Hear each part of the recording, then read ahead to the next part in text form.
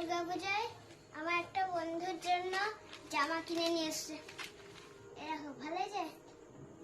আর প্যান্টটা কোথায় না? আর প্যান্টটা হলো এই যে এটা। দেখো।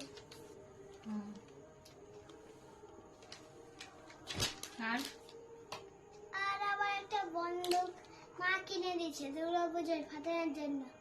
মা ফাটাবো মা?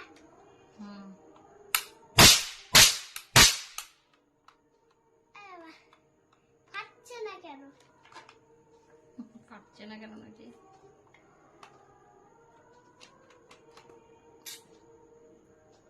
কি করেছিস? ক্যাপটা তো ঠিক করে ভরতে হবে নাকি? দাঁড়া দাঁড়া দাঁড়া,